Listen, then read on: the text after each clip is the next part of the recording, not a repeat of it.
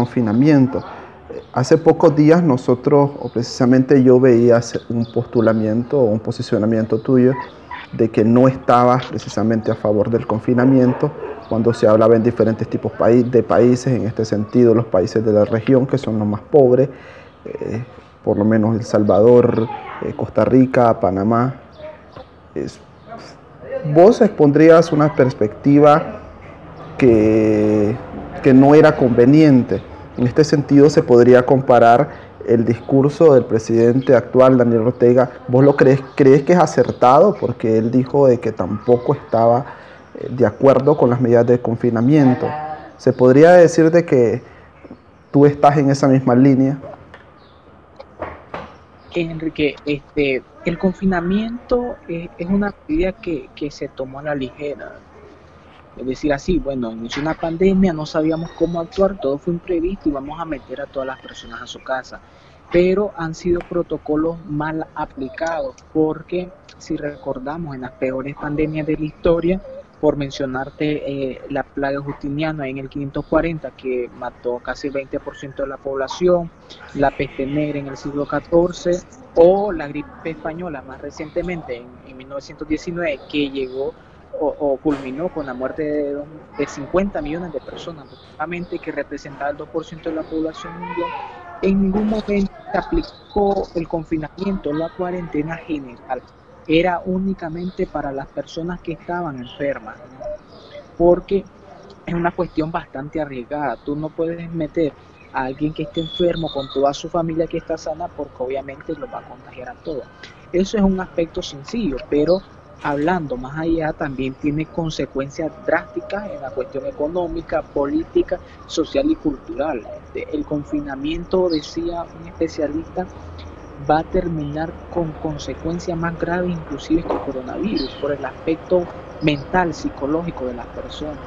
Hay que recordar que estamos en una sociedad bastante frágil mentalmente, donde cualquier cosa pequeña puede afectar, y en ese sentido el confinamiento para un grupo de personas que no está acostumbrado casi a estar encerrado, hay que ser claro, la mayoría de personas hoy en día pasan el mayor tiempo fuera de sus casas, y entonces en el trabajo, en actividades públicas, y entonces el confinamiento tiene repercusiones dramáticas en ese sentido.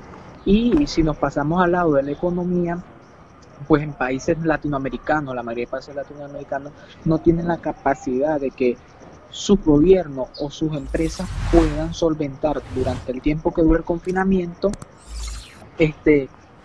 a sus ciudadanos, ¿verdad?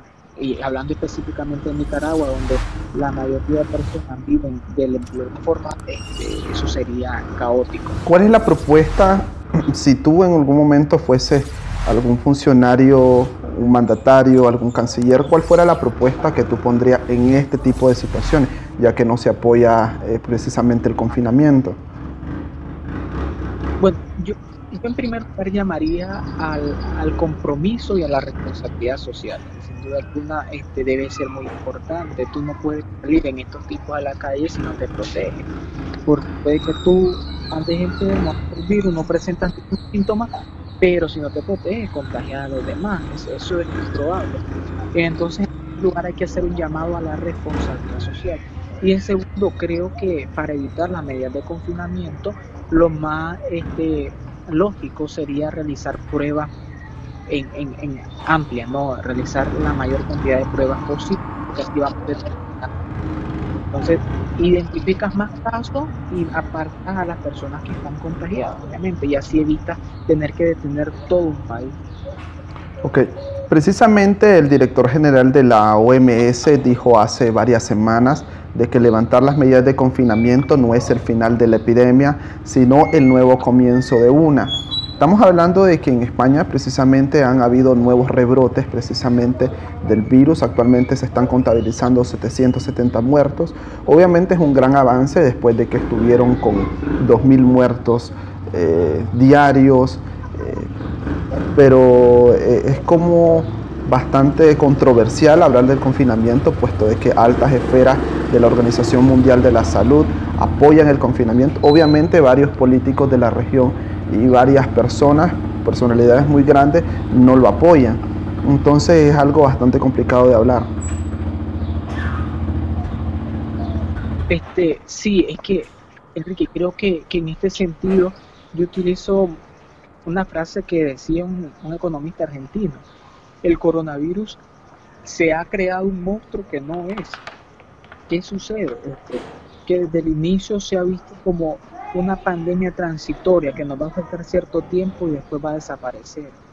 Y hasta el momento ninguna enfermedad ha podido ser erradicada, a excepción de una que, si no estoy mal, ha sido la, la malaria, y me corrigen si estoy mal, sí, porque no recuerdo muy bien, pero ha sido la única, ¿no? Y entonces, en ese sentido, lo que se debe hacer es ir adaptando a la ciudadanía a la nueva normalidad, es decir, a tener que convivir con una enfermedad que ya se va a quedar, al menos mientras aparece una cura, una vacuna que pueda controlarla.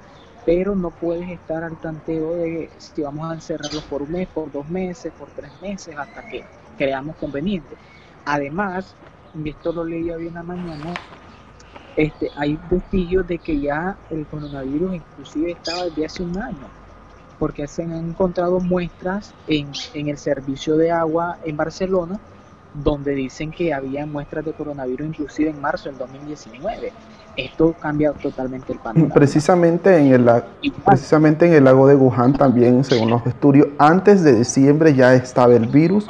Obviamente los rebrotes o la enfermedad se expandió a inicios de diciembre, como muchos ya lo sabemos.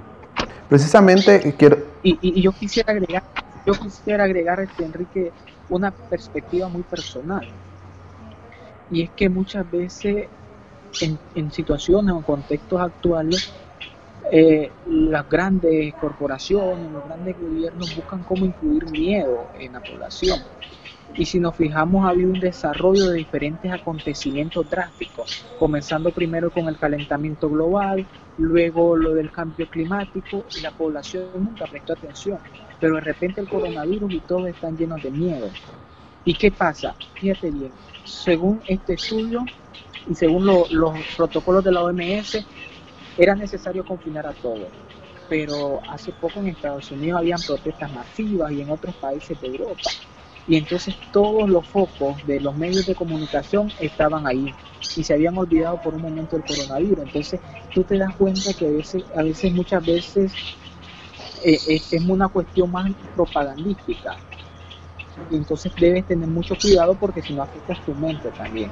Precisamente quiero recalcar, la única pandemia o epidemia erradicada es la viruela, no era la malaria, para que las personas que nos estén viendo, a veces se nos confunden los términos, uno a veces camina en sus cosas también. Por otra parte, es importante mencionar, como ya lo decía, de que algunos medios de comunicación sencillamente tratan de infundir miedo en la población.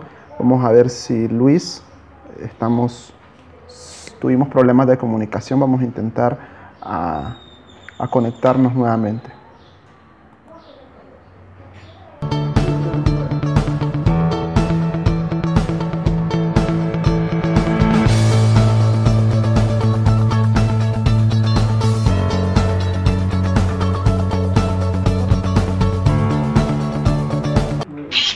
¿Aló? Ok, gracias por estar en la sintonía con nosotros. Tuvimos una falla técnica, ya tenemos de nuevo a Luis Juárez, que estábamos hablando acerca de las diferentes perspectivas. Hablábamos de cómo ha impactado precisamente la COVID-19 en la política. Las medidas de confinamiento son realmente viables para la República de Nicaragua, y también hablábamos acerca de diferentes puntos de vista políticos y personales de estos temas. Luis, gracias de nuevo. Tuvimos un problema de comunicación. Tranquilo, Enrique. Bueno, como estábamos hablando, ¿verdad? Existen diferentes teorías, y también pues yo te da mi apreciación personal, que considero que, y te decía, que es muy importante mantenerse mentalmente preparados, porque a veces no nos podemos alterar, porque si no las consecuencias mentales, psicológicas, van a ser peores que las consecuencias del virus. Y algo que me gustaría resaltar y mencionar es siguiendo igual con los protocolos emanados por la OMS, perdón. Y es que a nivel mundial y desde la pandemia, uno de esos protocolos ha sido que cualquier persona fallecida se le señale como sospechoso de coronavirus. Y esto es muy importante porque, por ejemplo, tú vas al hospital y tienes alguna complicación, un antecedente de salud y falleces y te consideran como sospechoso de coronavirus, obviamente las cifras van a aumentar. Entonces, si nos ponemos a esto, las personas fallecidas por coronavirus serían menos, porque no personal, y esto es una apreciación muy... Yo considero una persona fallecida por coronavirus alguien que está sano, que no tiene ninguna enfermedad, contrajo el virus y falleció. Pero alguien que tiene problemas del corazón, problemas de la presión, etcétera, y quizás el coronavirus lo único que vino fue agravar esto, pero mueres por esas otras complicaciones, esas otras patologías que ya padece, ¿verdad? Mira, actualmente el contexto nicaragüense, principalmente, yo creo que es la perspectiva que tú estás poniendo, es decir, tenés el diagnóstico de coronavirus y fallece por las comorbilidades que tienes, es decir, por las diferentes enfermedades que le afectan y que fueron un detonante a raíz del coronavirus. Es decir, vos estás de acuerdo con que si tenés coronavirus y tenés una comorbilidad, en el caso de enfermedades, en este sentido, y fallece por esa comorbilidad, teniendo el virus, no se le agregue como lista de fallecidos por coronavirus. No, porque es que, mira, Enrique, partiendo de un ejemplo, digamos, tú hoy sufres una complicación por tu presión, eres llevado al hospital, no logran controlarte y falleces. Y entonces te van a poner como sospechoso de coronavirus y te van a contar como una muerte de coronavirus. Pero falleciste por... ¿Qué sucede? Que muchas personas que estén internadas en los hospitales o que llegan a los hospitales no se les realizan las pruebas, fallecen y entonces inmediatamente los protocolos te señalan que debe ser contada como alguien que falleció por coronavirus. Entonces yo considero que, y esto también en contradicción con los protocolos del confinamiento, tú no puedes mezclar a todos los enfermos.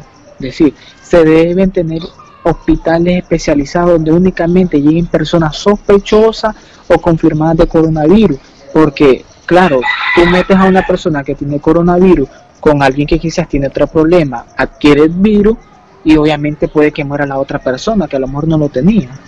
Entonces son cuestiones protocolarias que quizás no se han implementado y que considero yo a la larga habrían servido de mucho. Sí. En el caso de las personas que son sospechosas, creo que, si no me equivoco, se hace una especificación. Casos positivos realmente son los que tienen la prueba, si no me equivoco.